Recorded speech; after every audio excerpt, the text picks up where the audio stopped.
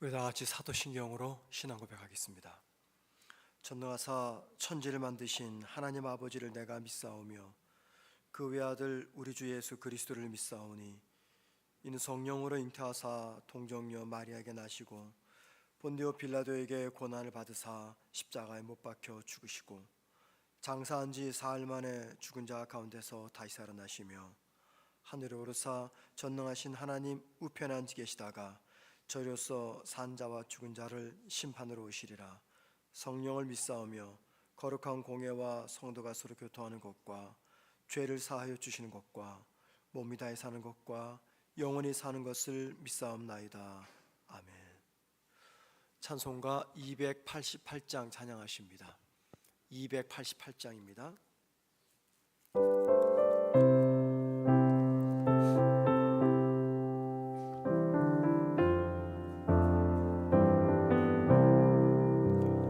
예수를 나의 구주 삼고 성령과 피로써 거듭나니 이 세상에서 내 영혼이 하늘의 영광 누리도다. 이것이 나의 간증이요 이것이 나의 찬송일세. 나 사는 동안 끊임없이 구주를 찬송하리로다. 온전히 주께 맡긴 내 영 사랑의 음성을 듣는 중에 천사들 왕래하는 것과 하늘의 영광 보이도다. 이것이 나의 간증이요 이것이 나의 찬송일세. 나 사는 동안 끊임없이 구주를 찬송하리로다. 주 안에 기쁨 누림으로 마음의 풍랑이 잔잔하니 세상과 나는 간 곳 없고 구속한 주만 보이도다. 이것이 나의 간증이요 이것이 나의 찬송일세. 나 사는 동안 끊임없이 구주를 찬송하리로다.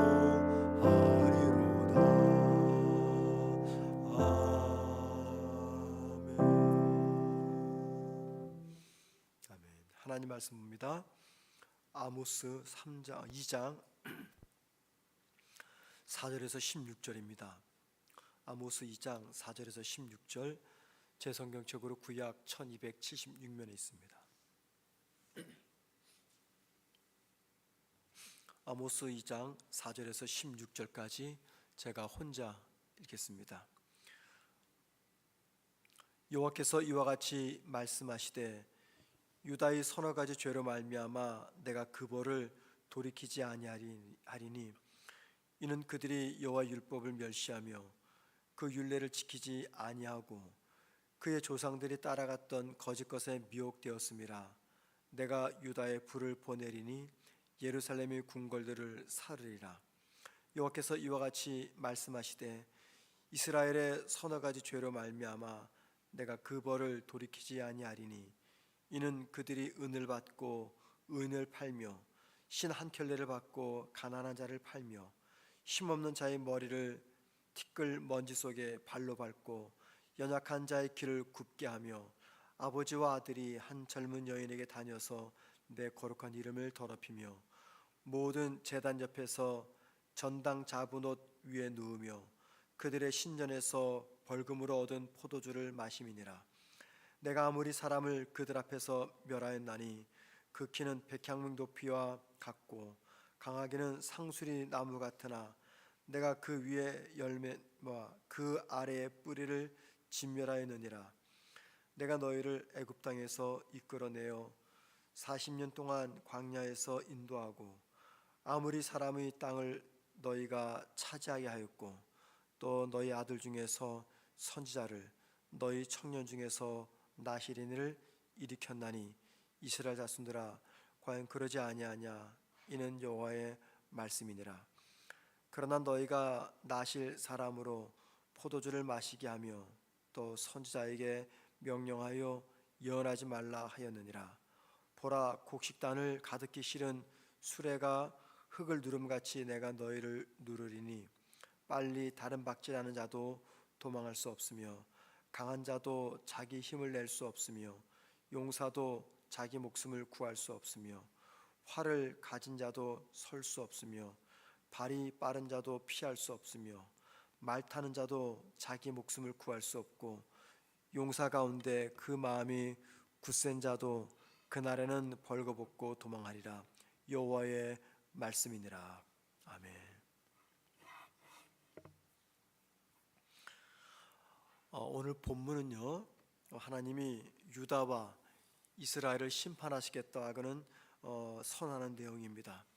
자, 본문을 좀 더 살펴봅니다. 먼저 4절에서 5절까지 보면은요, 유다에 대한 심판을 예언합니다. 유다. 어제 우리 말씀을 보았지만 원래 이 아모스서는요, 북쪽 이스라엘을 심판하겠다는 하나님의 말씀을 전하는 내용입니다. 그러면 북이스라엘의 죄만 지적하면서 심판을 언급하셔야 되는데 어제 말씀 보았지만 이스라엘의 주변 6개 국가의 죄악들과 심판에 관한 말씀을 전했습니다.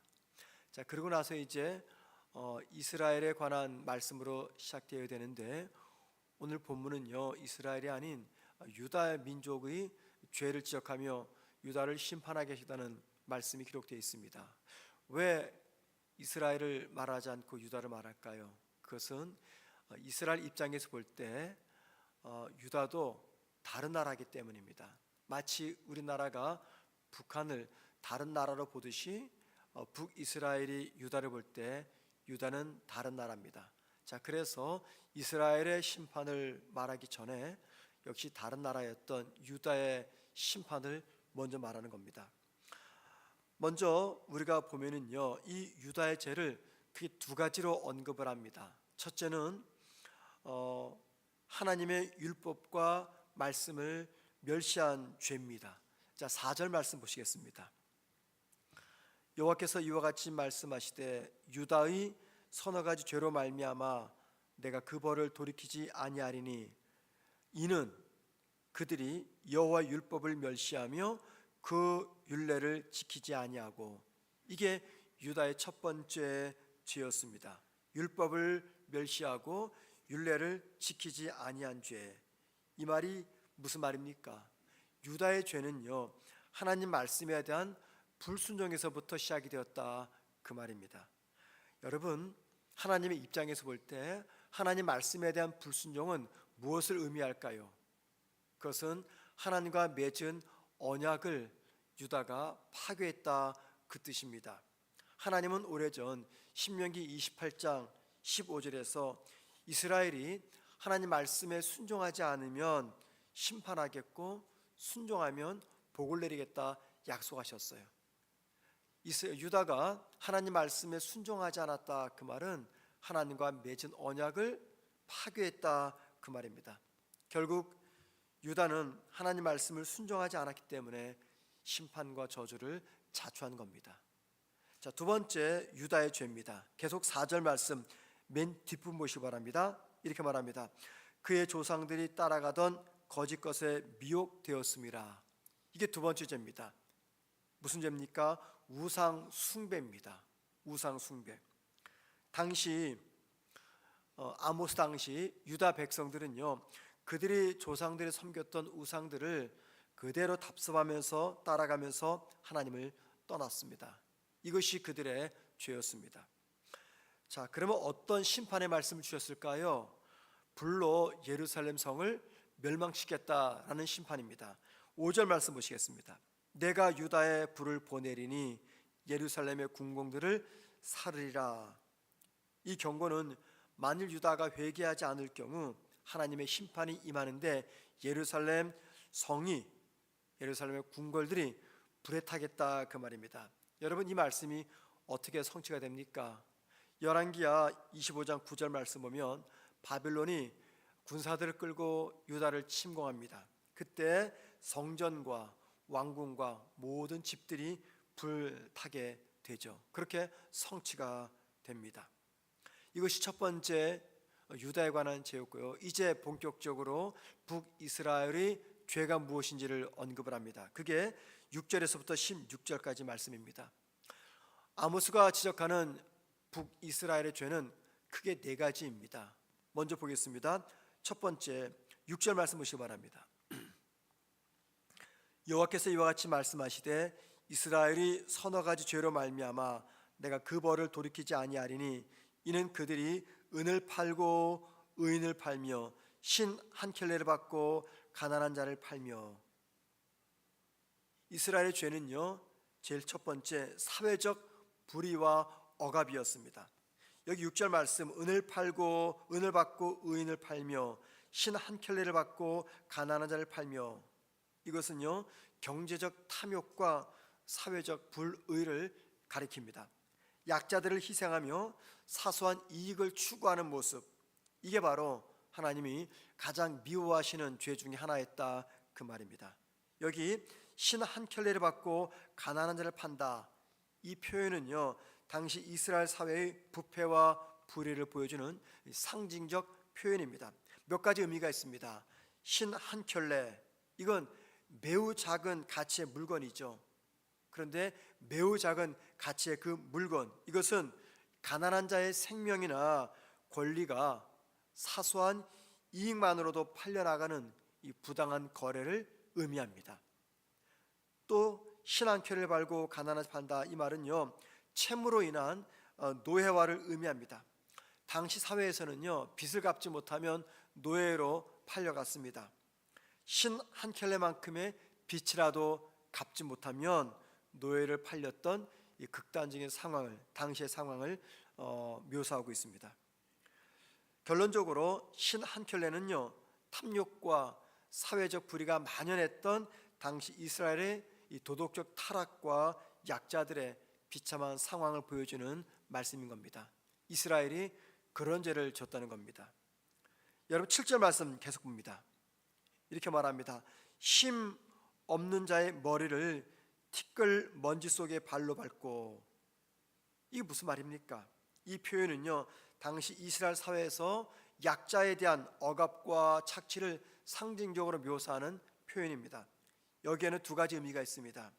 약자를 짓밟는 억압입니다. 심 없는 자, 경제적으로 가난하거나 사회적으로 소외된 약자를 가리킵니다.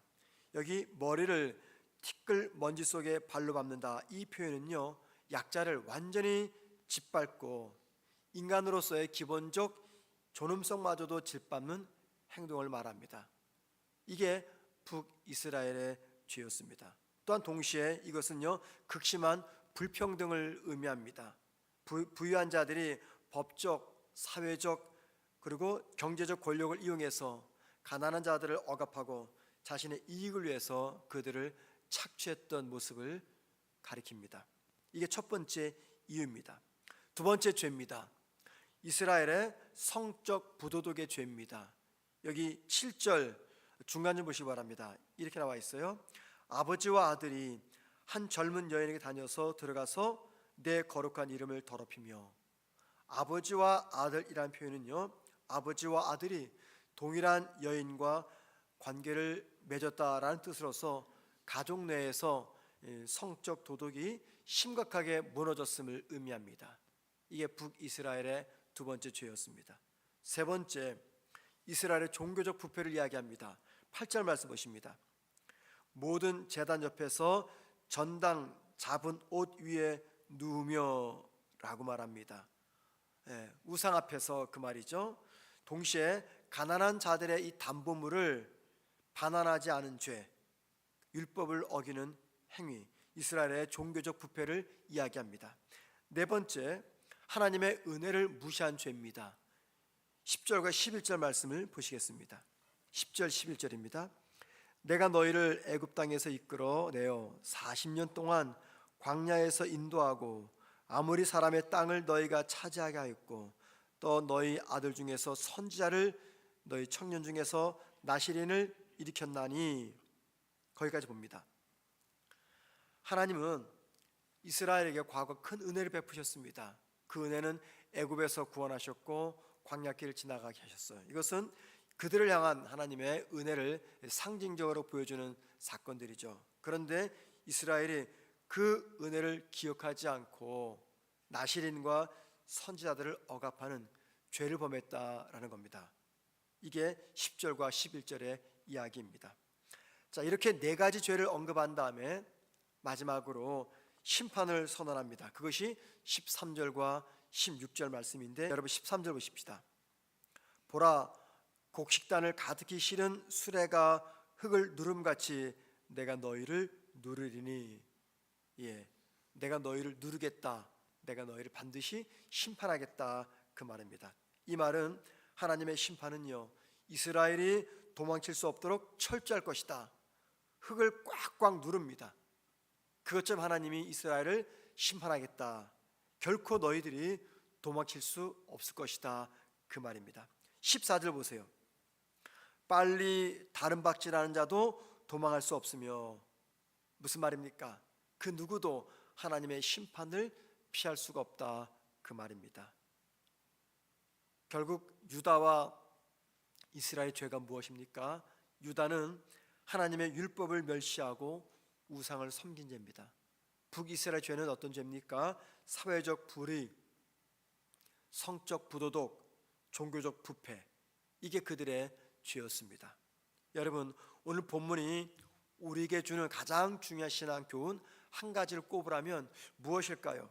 저는 그것은 하나님의 말씀과 은혜를 경시하면 심판을 자초하게 된다라고 생각을 합니다. 유다는 하나님 말씀을 버렸습니다. 이스라엘은 하나님의 은혜를 잊었습니다. 하나님의 말씀과 은혜를 잊었더니 그들이 심판을 자초한 것이죠. 여러분, 유다와 이스라엘의 이 죄의 원인, 우리가 이 땅을 살면서 언제든지 범할 수 있는 실수와 잘못들입니다. 하나님의 말씀과 은혜를 잊어버리니까 불의하고 타락한 삶을 살아갑니다. 우리가 하나님 말씀과 은혜를 잃어버리게 되면 유다와 이스라엘처럼 그렇게 살아갈 수가 있다는 겁니다. 우리가 언제 믿음으로 바로 섭니까? 하나님의 말씀이 이끌려 살아갈 때, 그리고 내게 베푸신 하나님의 은혜를 내가 잊어버리 않을 때, 말씀과 은혜 안에 내가 머물 때 믿음의 정도를 걷게 되는 것이죠. 그러므로 저와 여러분이 유다와 이스라엘처럼 되지 않으려면 두 가지를 꼭 기억하셔야 됩니다. 첫 번째는요, 하나님 말씀에 삶의 중심을 두어야 됩니다. 여러분, 모든 사람마다 삶의 중심이 있습니다. 그 중심에 의해서 좌우로 움직이고 걷고 멈추죠. 말하고 멈추죠. 그 삶의 중심에 뭘 두자고요? 하나님의 말씀입니다. 그 말씀이 기초가 되고 그 말씀이 기본이 되는 겁니다. 말씀이 내 삶을 끌고 가는 동력이 될 때 우리 유다와 북이스라엘 같은 죄를 범하지 않게 됩니다. 한번 우리 마음속에 이 말씀이 중심이 되는지 잘 조용히 묵상해 보시기 바랍니다. 두 번째는요, 하나님의 은혜를 잊지 말아야 됩니다. 하나님의 은혜를 잊지 말자. 비록 현재 내 삶이 아무리 힘들고 어렵고 아프고 고통스러워도 지난날 내 삶에 지나갔던 하나님의 은혜가 있습니다. 하나님, 나는 아무리 생각해봐도 받은 은혜가 없습니다 하는 분들이 있습니까? 아니요, 없습니다. 우리 모두에게는요, 하나님의 은혜의 흔적들이 있습니다. 우리가 잊고 있을 뿐입니다. 그 은혜를 우리가 기억하게 되면 유다와 북이스라엘 같은 죄를 범하지 않을 수가 있습니다. 여러분, 아모스의 경고는요, 당시 오래전 유다와 북이스라엘만 향한 것이 아닙니다. 오늘날 우리에게도 동일하게 적용이 됩니다. 그래서 말씀과 은혜를 멸시하면 심판이 임하지만 말씀과 은혜를 붙잡고 기억하면 하나님께 기쁨이 되는 삶을 살아갈 수가 있다는 겁니다. 오늘 하루도 하나님의 말씀과 하나님의 은혜를 꼭 붙잡고 살아가기를 주님의 이름으로 부탁을 드립니다. 기도하겠습니다. 하나님, 오늘도 이른 새벽 추운 날씨지만 단잠을 물리치고 기도의 자리에 나와서 하나님께 기도하는 귀한 성도들 한 분 한 분을 기억하여 주옵소서.